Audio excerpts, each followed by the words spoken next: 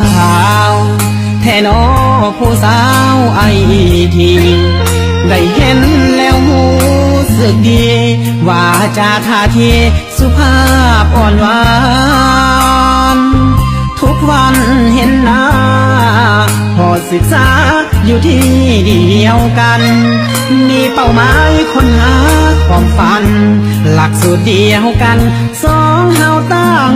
ใจ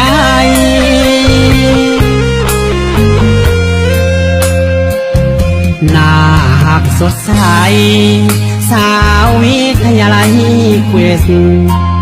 ทุกวันอ้ายคอยสังเกตคำว่าเควสแห่งเพิ่มความหมายให้อ้ายค้นหาไอที่พร้อมทั้งหัวใจวันนี้จริงรู้สึกได้ว่าหัวใจมีความต้องการเฮียนบ่เดียวกันยึดมั่นอายที่เป็นหลักหัวใจคนพบความหักอีกหนึ่งหลักสูตรคนหามานานผู้สาวไอทีคนนี้ที่ใจต้องการเพราะเจ้าคือแห่งบันดาลเจ้าคือความฝันคือกำลังใจ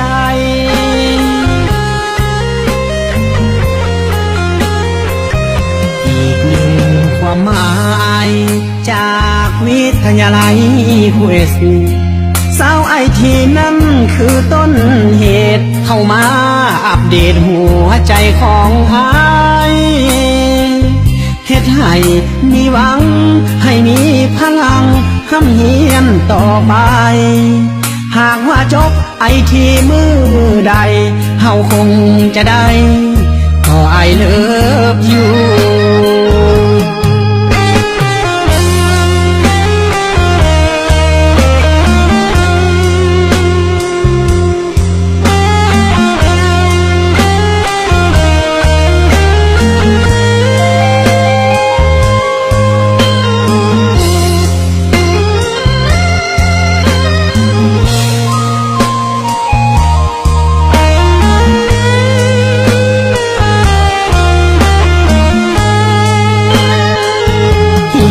บ่เดียวกัน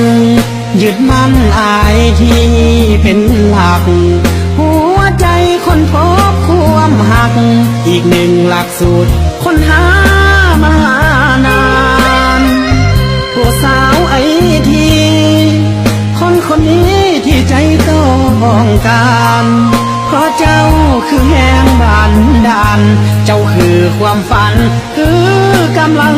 ใจ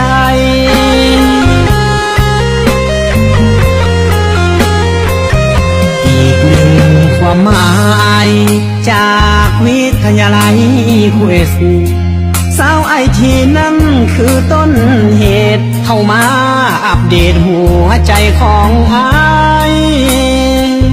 เฮ็ดให้มีหวัง